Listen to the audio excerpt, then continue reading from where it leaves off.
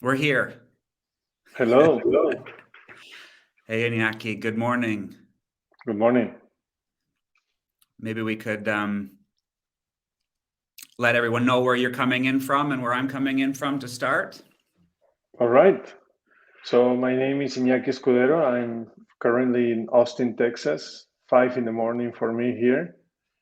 And I'm the curator of and designer of the brand strategy and storytelling course for Hyper Island, among many other things.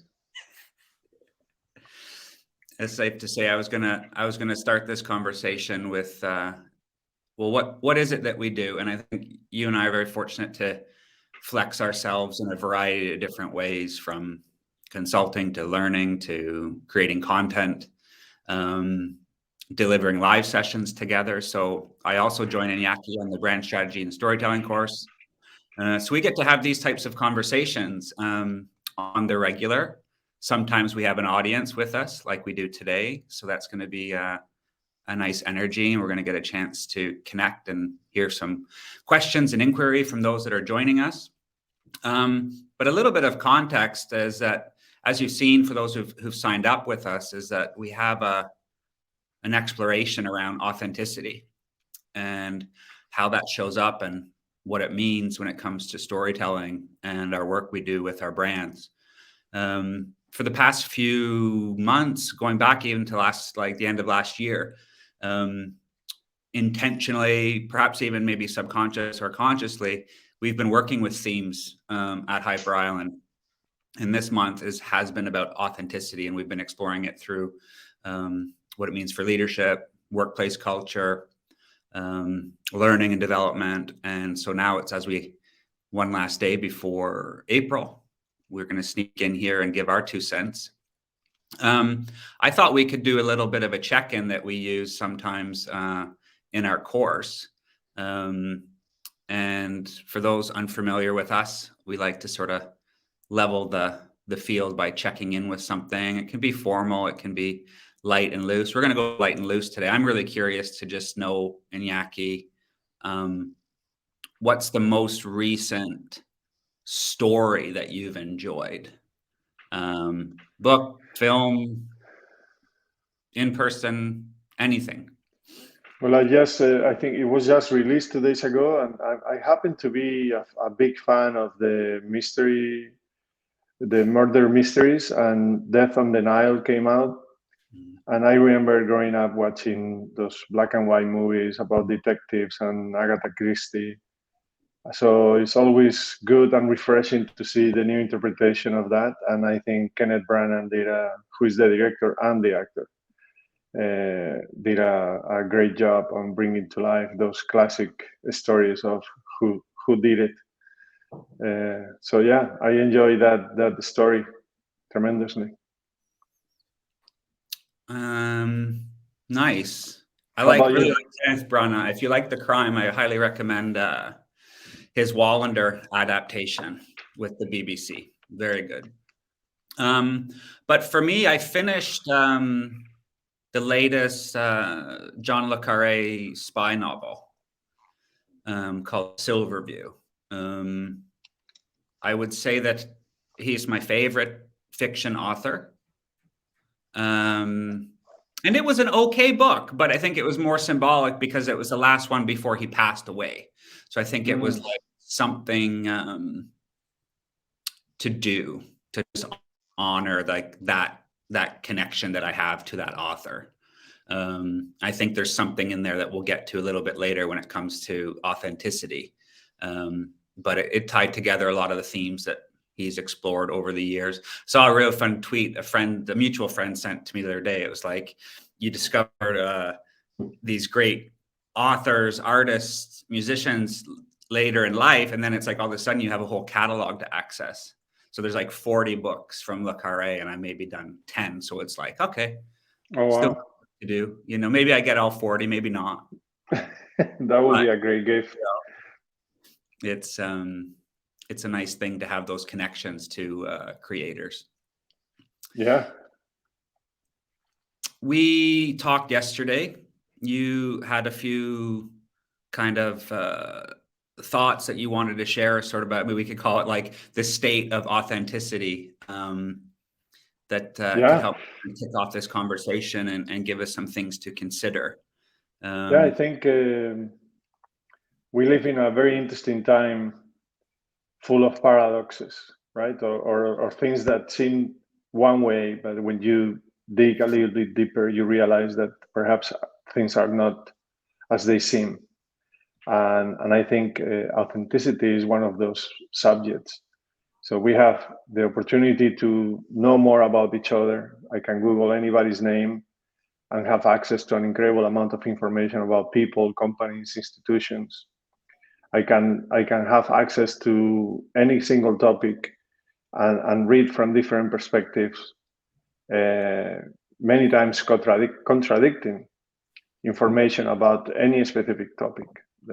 From the war in the Ukraine to scandals, political scandals, or even what happened at the Oscars the other day. You hear 20 different perspectives about what happened, even though we all saw it with our own eyes. I've seen a huge number of interpretations that it was all fake, it was all staged. So you see, you have from seeing with your own eyes what happened to people interpreting what happened for you. And even though we have access to all this information, more than ever in history, we have a problem with authenticity. Sometimes we don't trust our own eyes, because all these different opinions come later to let us know that actually what you saw is not what happened. So we don't trust ourselves, and in turn we don't trust the people who are interpreting these things for us. So we are living in a crisis of trust, perhaps like we've never seen before. We used to trust institutions. We used to trust people, leaders, icons, role models. And I think in the last 100 years, even in the last 50 or 30, we've seen kind of the collapse of the architecture of trust. And that's where we find ourselves. It's hard. I mean, brands have lost our trust because of all the different scandals and all the different ways in which we learn that they claim to be something, only to find out, because we have access to more information than ever, that what brands were claiming weren't necessarily true. So where do we look for trust and authenticity? That's the biggest question, I think, in everybody's mind. If we go to Facebook to look for the truth, we find out that we come out of there more confused than ever. If we talk to our friends, it turns out that they have different interpretations of what we've seen with our own eyes. I've read a lot about how this is happening in families too, where perhaps families used to be a place where, because we grew up together and we were exposed to the same values, a family will share an interpretation of the truth. And now you can see how that's not the case. I can tell you in my own family, my brothers and I have different interpretations of what's happening around the world with COVID, with the war in the Ukraine. So I think, in summary, we are living in a crisis of trust that, of course, affects authenticity, and yeah, that's the current situation. What do you think about this crisis of trust? I agree in the long-running sort of institutional challenge to trust and those dynamics. I think that's very clear. I think what I'm seeing now is that there's always been that space around social movements and social good. Like if you look at the history from, religious missions years ago to philanthropic efforts to the not-for-profit movements that we've seen, there's always been groups of people, from their perspectives, dedicated to, supporting the social good, right? the thing that's interesting now, when, you know, as you highlight people's faith and trust in those institutions that historically provided, and I think we can go country to country and see different contexts and different experience, where you have some places with a high degree of state capacity, for example, other places not so much. But I think in the lens of this conversation, the context we bring together is brands trying to step in to the space or the vacuum or the void that's being left by this lack of trust, right? And sometimes it you can see things make some progress, and sometimes it falls like flat, right? And then sometimes you have brands that can be involved in scandal after scandal, but their brand value doesn't go away, you know, and they still continue to grow and create and onboard customers that become loyal, even with like scandal. And I think that, you know, different cultures have different relationships to failure and mistake and screw ups and bad decisions.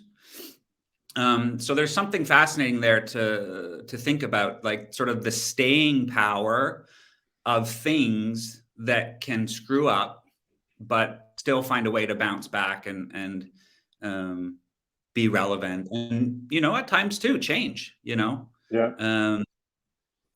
So I think you ask, it's, yeah. Sorry to interrupt you, but you made me remember talking about the stories that have influenced me recently. I've been in a crazy Malcolm Gladwell spread. I've read 3 books in a row. Truly enjoy them. If you are a history fan, the 𝗯𝗵𝘁 is a great book. But the one that I wanted to bring up is called Talking to Strangers, where Malcolm Gladwell explores our relationship with strangers and how difficult it is for us to truly relate to somebody we just happen to meet. In the book, he says that something very interesting is that historically humans have created the default to truth, which is that every time we hear somebody talking to us, we assume that that person is being honest and truthful. And if you think about the reason for it, from an evolution point of view, we need to have this in place as a default, because otherwise, imagine going through life thinking that people are lying to you. You know, it wouldn't be conducive to evolution, because it will make it very hard for us to come together in communities. So our default is to assume that people are telling us the truth. And that's why we give a wide range, a lot of range for people to lie to us. So when companies, people, institutions, celebrities lie to us, it takes a long time for us to see and accept that they are lying, because we keep on finding excuses, because our default is to assume that everybody's telling us the truth, until they don't, until we can make absolutely 100% sure that they were lying, which is very interesting, right? Because we call that to be naive, but there is a reason from an evolution point of view why we are that way. And I'm sure all of us can remember or think of a friend of ours who is the opposite, who assumes that everybody's lying, that everybody's that everything is a conspiracy. It's very hard for those people to find communities and to find a place in communities, because it's not easy to come together as a community when we assume people are lying to us. Interesting, no? Yeah, I guess that's the role that, like, you know, village or the community, like if you take that scale from the one-to-one relationship to those other sort of structures that enable trust and honesty and transparency. Because when you were talking, I was thinking about the role, especially like you think to food, right? The kosher or halal designations on the packaging, because there's a point in time where, you know, people need to be able to just trust that the item in front of them meets the needs that they have, right? And I think I just sort of extrapolate that designation quality or, movement quality, because there's a whole bunch of other things you can, vegan, or, we see it now with emissions in association to food items in the restaurants. And you have other things that are like the B Corp movement, right? That is this balance between social impact, profitability, sustainability, good working conditions, et cetera, that signals something, right? That I think draws in a certain, and we talked about this a bit yesterday, is that does authenticity actually always inherently mean good? Yeah. Right? Because going back to your first point about multiple perspectives, two pieces of information, multiple identities are going to see authenticity through different lens. They want to see their value set reflected in the thing that they're subscribing to, purchasing, investing in, spending time with. Yeah. The book is called Talking to Strangers by Malcolm Gladwell. Talking to Strangers. I highly recommend it. It's fascinating, and he's a great storyteller. So if we come full circle, the crisis of trust with the idea that we need to be part of communities, because we always have been part of communities, and how this is connected. I think, talking about another book that I really enjoy too, it's called The Second Mountain. And in this book, the author makes the case that the true crisis that we are experiencing is not a crisis of trust, but it's a crisis of community. And his argument is that even though we feel that we are more connected than ever, the author of the book, The Second Mountain, is David Brooks. He's a New York Times journalist. He advocates in the book that even though we are more connected than ever, even though we belong to more communities than ever, we are experiencing a crisis of isolation and loneliness, because we don't feel that we can truly feel that sense of connection that we have always experienced when we came together face to face. And because we have a crisis of community, we have a crisis of trust. So in his opinion, it's a reverse. It's not the first we don't trust and then we don't have communities. The reason we don't have enough trust on each other is because we don't have strong communities that validate our sense of authenticity and our sense of I can trust that you are going to do what you said you were going to do, which at the end of the day is our reliance on this social currency, that I do something for the community because I know you are going to do something for the community. And if you think about tribes 2,000 years ago, that's pretty much all we had. What we had is that I was going to milk the cows and bring milk to the community because I trusted that you were going to do your part and maybe work on the field and get corn or whatever it was that you had made your social contract with the community. So when we cannot rely on that sense that you are going to do your part and I'm going to do mine for the community, then trust is broken. And in the book, he advocates that's really the crisis that we are going through, is that we don't really feel that we can trust the communities we belong to give us that sense of comfort.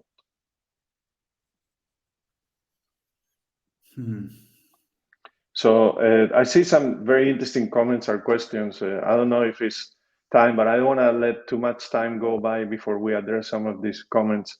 So Nina, for example, was mentioning, is trust something that we need to feel to find authenticity? Because maybe trust is too subjective, as it's a feeling.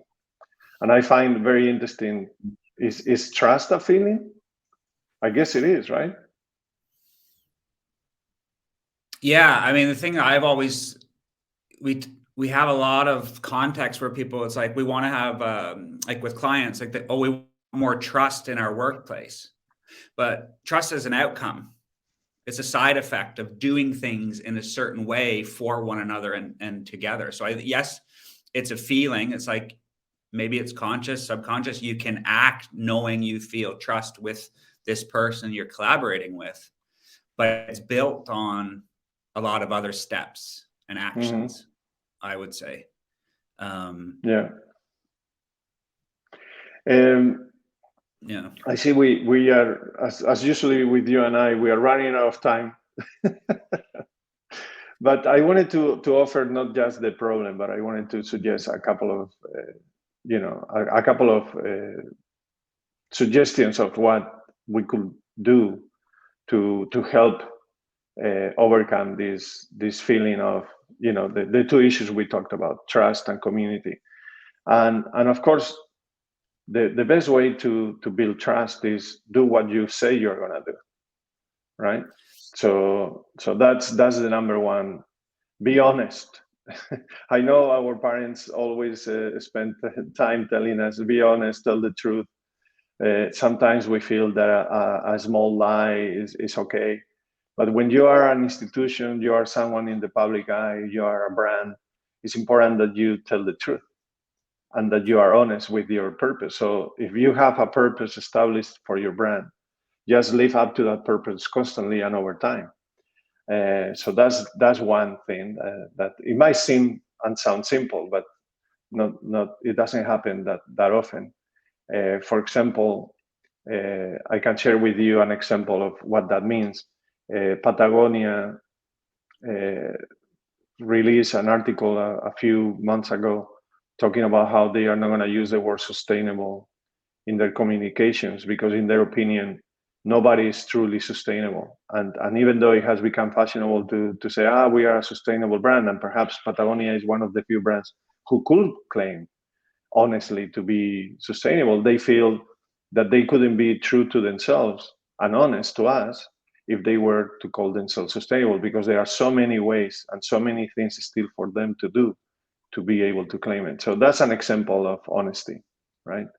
Another example of honesty is that 𝗪𝗵, the newsletter platform, publishes every year the transparency report, which is the details of the request the company receives for user account information. So that's another way of being honest. They are transparent. I had a conversation with a friend earlier this week, and he shared something with me. I was like, I'm gonna grab this and try to work it into this conversation with you. And I think is the perfect time. What you've just described is that watch people's feet, not their lips. Right? How is that? Well, it's just like essentially observe their actions. Don't just overly trust what is said, right? Because I think that there's an aspect to this authenticity question, and you've raised it through the lens of trust and community, but it's also about credibility. And so we get very few chances in life to follow through on what we say, in the sense of, like, if you don't do it, what you say you're going to do, or you don't take action on what you say you believe in, you kind of maybe get one pass. Like, people are pretty forgiving, but at some point you have to live up to what you're speaking. Over time, I think, as you said, it's like that we give people and brands a long range to lie to us, which is like a crazy thing to think about and say out loud. But it's sort of like, oh yeah, we do tolerate quite a bit before we say, okay, that's enough. This isn't true. Yeah. This isn't truthful. Yeah. So there is an interesting question. 𝗪𝗵𝘁 asks, how can we create more communities around us? And I think what is interesting about that, and thank you for the question, is that we lack commitments, right? Because what I was talking about, go 10,000 years ago, 2,000 years ago, 1,000 years ago, 500 years ago, the commitments we made to the community is what brought us together. And the delivery of that commitment, right? So I'm gonna make a commitment to bring milk to the community. And then I deliver that milk. And people say, I can trust Iñaki, he's gonna deliver the milk every single day for us to have milk to drink. Over time, that develops authenticity, trust, and a closer community. So I think today, because we don't see each other, because it's easy for me to say that I'm gonna do something, and then because most of my friends are all over the world, it's easy for me to say, I couldn't do it, and it's okay. But what that creates is that people don't have 100% trust that I'm gonna deliver something. And because the consequences, because our houses are not next to each other, and I'm not gonna run into you on the street, and I'm gonna feel that sense of shame that I didn't deliver on what I was going to do, it's easy for me to go on with my life, breaking those commitments. So in the book, David Brooks, The Second Mountain, he advocates also for, we need to make more commitments to each other and live up to them. So one recommendation for a brand is make a commitment to our community. Say, not only be honest, to just being honest is not enough. What you have to do is make a commitment. And I use the example of Nike as a brand that has made a commitment to runners. And of course, you can tell me on the chat that Nike has done a lot of things wrong. I agree with you, but that doesn't eliminate or tarnish the fact that Nike has made a commitment to runners, and Nike has made that commitment to runners since the first day Nike was created. Another great book is Phil Knight's, the founder of Nike, the biography on how he created the company. Is a fascinating story. So commitment as an important piece of developing trust with a community, and being honest. Those are two of the three I want to share with you. But I would like to know what you think about that commitment aspect, Jamie.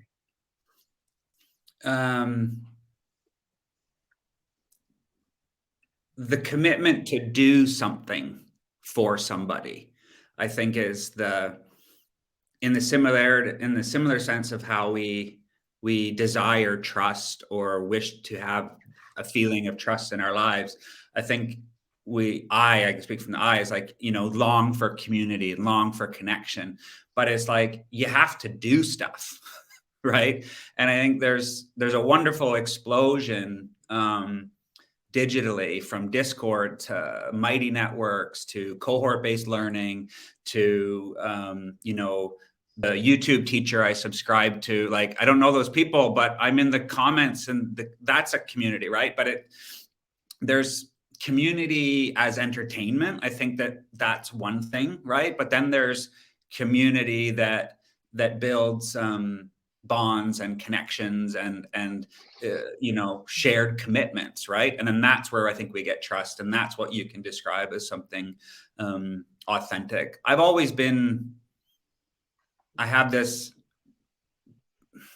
I lean towards, like, a bit of a throwback version of a rich public social life, people meeting, not just online.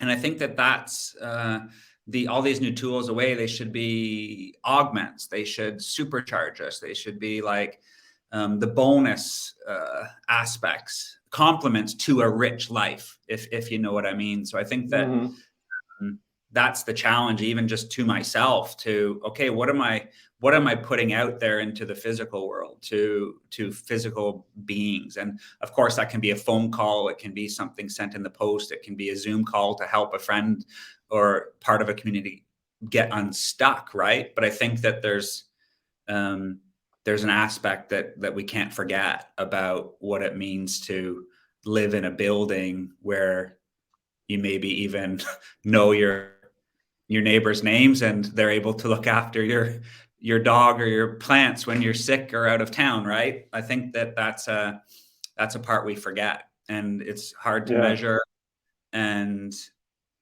is really kind of that secret layer that makes you feel good.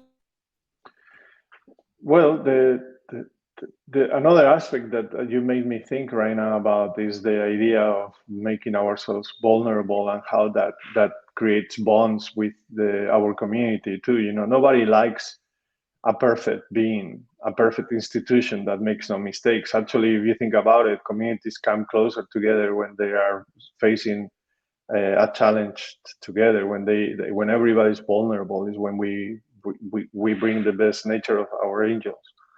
And vulnerability is one of is best expressed through storytelling, which is the third aspect I wanted to talk about of what can we do to develop trust and create healthier communities and stronger bonds, is storytelling. That's how we communicate the values and the beliefs that are shared by a group of people. And we need to show our vulnerability through storytelling. You know, we cannot spend our days telling everybody how great we are and how we never make mistakes and that everything that we do is perfect. People are going to be attracted to us when we show that we struggle, we fall, we get up. You know, I don't wake up every morning happy and everything is perfect, which social media has contributed to show those angles of our lives where, I'm in a location having a Mai Tai, making everybody envious, but we don't show the struggle with our kids not getting ready to go to school. We don't show the struggles of not knowing what to prepare for dinner. We don't show the struggles of, it seems like everybody lives a perfect life. And because we are not making ourselves vulnerable, that also contributes to the lack of trust and stronger bonds. So in my opinion, we need to embrace storytelling because storytelling is what creates trust. We've always used stories to create trust in our community. When we tell stories, we are telling people, this is what is important to us. These are the values we uphold. These are the beliefs that bring closer and meaning to our community. So storytelling, be honest, and I forgot for a second the other one, and make a commitment. Yeah. I'm thinking of one of our alumni, Ian, who wrote a really daring and vulnerable blog reflection on some experiences he had. And it's like, I find that sometimes it can be hard to relate to someone else's vulnerability, but if you meet it with a curious lens, or if you yourself are in a vulnerable moment, it's the perfect match, right? Because it's your truthful story isn't necessarily for everybody all the time, but it's for someone at the right moment. If that makes sense. I think that's both for a lesson for, and you spoke about like what comes out in a truthful story, values, beliefs, morals, these sorts of things. And that's, if you're clear about what those things are for you as an individual, and you tell stories consistently over time, then you'll be associated with that. If you're a brand, the same mechanics apply. Absolutely. Yeah. You and I talked about mentioning this yesterday. I think it's important. When the complexity with authenticity is that I immediately create an opinion about who you are supposed to be, right? So I interact with you, and then I create this opinion, and then through your actions, you either live up to that expectation I have of you or not. So I measure authenticity not based on who you say you are, but based on who I think you are supposed to be. So storytelling is a great tool to define how original you are, because otherwise we are leaving that job for the receiver of the information to make up their own mind about what is authentic about me. So we need to use storytelling to clearly define how we are being authentic, how are we being original, who am I and who am I supposed to be in your eyes needs to be defined by us, not by the other person. So storytelling does a great job on clearly defining who you are, what you're going to do, your commitments. So the definition of authentic is created by you, not by the other people.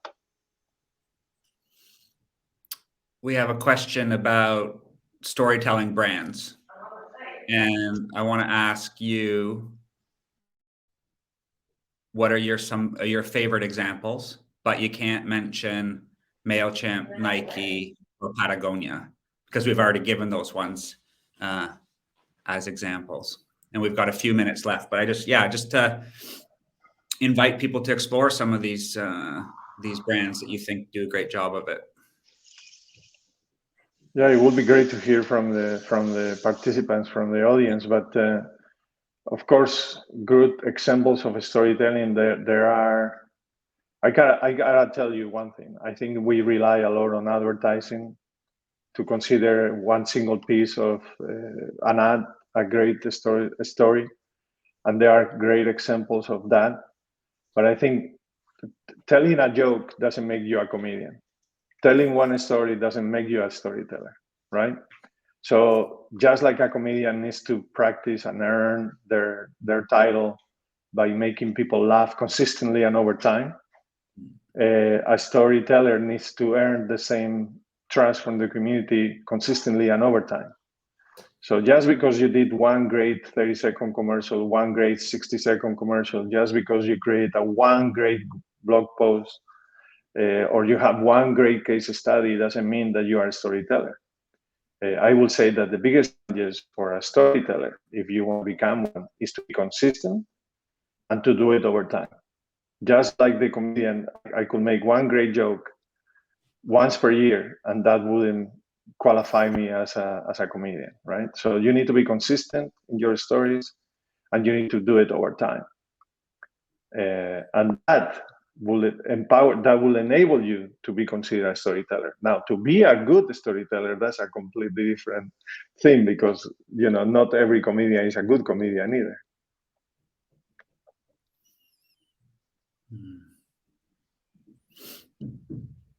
So yeah, leveraging those principles consistently over time. And I think that can be quite hard for brands that,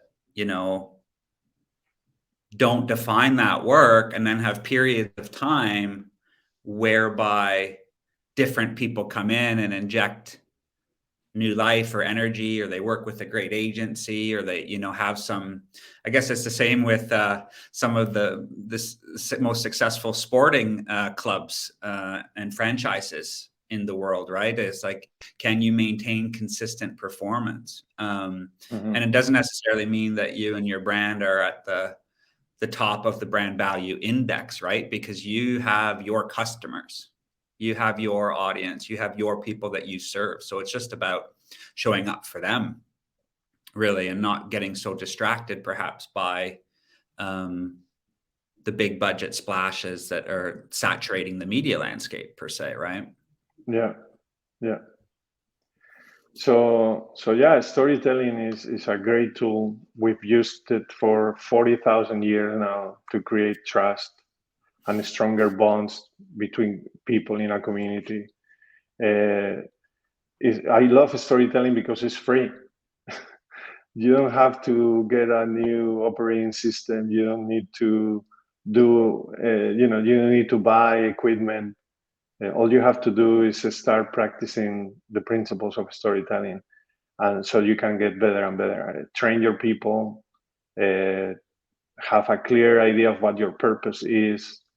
We in the program, Brand Strategy and Storytelling, we go through the details of how to do that. But I will say that I love storytelling because just like running is the cheapest sport in the world, all you have to do is buy a pair of shoes and go out and run. storytelling is almost the same thing without the running shoes. All you have to do is tell stories. So I think that's very good. It's accessible to everybody equally. Yeah, the power of language, communication, and vulnerability, showing up for one another. We've got a couple minutes left, and I see Oscar, our colleague, has shared a few links in the chat for everybody if you're curious about exploring brand strategy, storytelling with us further. We're publishing on Medium now quite regularly, and 𝘂𝘂𝘁's going to have a piece on a practical guide on authentic branding that'll come out in the next couple of weeks. So stay tuned for that. But a couple minutes left. Anything in 𝘂𝘂𝘁 that you've seen in the chat, or anyone in the audience that has a last question or comment to sneak in, by all means do so now, but we'll start to close things up here. Yes, perhaps one question. Rodrigo was asking if we can find data about trust. I think that's just a question of, I don't have anything top of mind, but I can tell you Edelman publishes a trust barometer for brands every year. I think is, I think is good. It's good because they are telling that story in their own way, and not many people raise their hand to take the ownership and make the commitment of telling the story of what brands are the most trustful. So I would say take a look at that. And I think just even to connect it to what Nina has shared below around Trustpilot, yeah, they're working to apply that qualitative and quantitative sentiment towards brands and customer service. So Rodrigo, check them out. I know they're active in quite a few markets with quite a few brands and products that they service. But yeah, I guess it's emerging territory, and is that these digital tools and platforms help, but there's still lots of work to do in our day to day. Yeah, for sure. I think having a long-term view of your impact in the world is becoming more important and essential, and we are more aware that the short-term vision, quarter to quarter, is not necessarily good for I guess what we can call sustainable branding. And I think storytelling does an amazing job of allowing you and helping you set that long-term vision. What is the purpose of every story I'm going to tell to my community? And of course, it's to develop trust, but what is the purpose aligned with the brand purpose? So I'm a big believer in the role of storytelling as a strategic tool for branding. And like the ability to make change internally, like your last comments makes me think of Roger Martin's work about like the time to change from shareholder capitalism to a new way and new approach. So you can approach it through multiple lenses, but really appreciate what you've shared with us today, 𝘂𝘂𝘁, and given Absolutely, it's been a pleasure. And yeah, thank you everybody for joining. We do these every so often.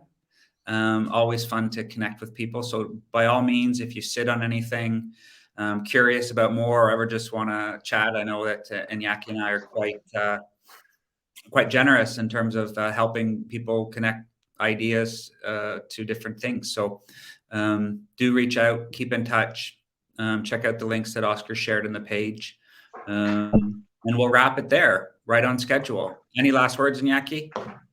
Thank you everybody for being here. Thank you, Jamie and Oscar, for inviting me. And I love this topic. So let's keep talking about this. Awesome. Okay. Have a great rest of the week, everyone. Bye-bye. Enjoy your